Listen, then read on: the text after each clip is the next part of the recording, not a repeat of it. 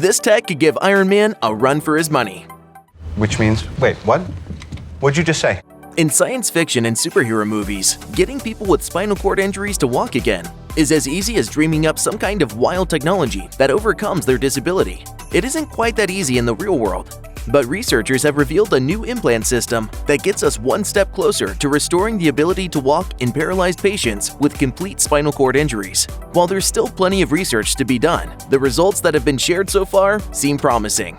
Walking, swimming, even kite surfing, 3 paraplegic men are back on their feet thanks to groundbreaking new technology in Switzerland. The implant system was developed by a research team led by Grégoire Courtine, a professor at the Swiss Federal Institute of Technology Lausanne, and Jocelyne Bloch, a professor and neurosurgeon at Lausanne University Hospital. It received its first proof of concept in 2018 when it helped David Mazie walk with the assistance of a walker after suffering a partial spinal cord injury. As detailed by the NeuroRestore Research Center, which is run by Courtine and Bloch, the intervening 4 years since that proof of concept have seen some big advancements. These days, their implant system can stimulate the region of the spinal cord that activates the trunk and leg muscles using artificial intelligence. The implants have also been studied in 3 people who have suffered complete spinal cord injuries, not just partial ones as Mazie experienced before his testing in 2018, and allowed them to walk again. I remember there was one moment when I was sleeping and I tried to move the toe and it moved. And I thought I was dreaming. That's big enough on its own. But what's even more impressive is the reported speed at which patients can start moving again after their implants are activated.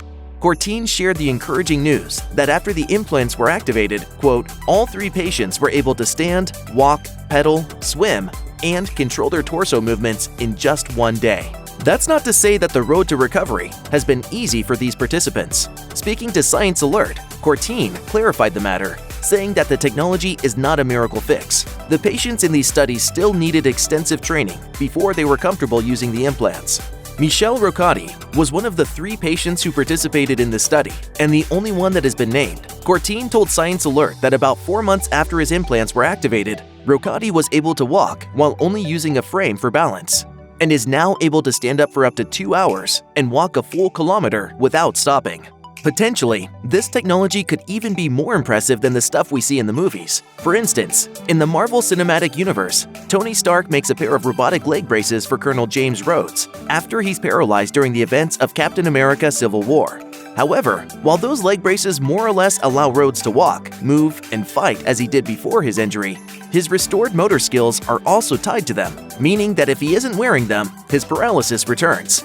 With the technology that Courtine and Bloch have developed with their team of researchers, there isn't necessarily an off and on mode like there would be with a pair of leg braces. The implant measures 6 centimeters in length, and with leads that are placed underneath the vertebrae, directly on the spinal cord. The electrodes in that implant can be fired by the patient themselves using physical controls. We have a mini computer that the patient can carry with him and that deliver the stimulation and adjust them, synchronize them with the ongoing movement. The controls send those inputs to a pacemaker in the patient's abdomen, which then sends those commands to the implant on the patient's spinal cord.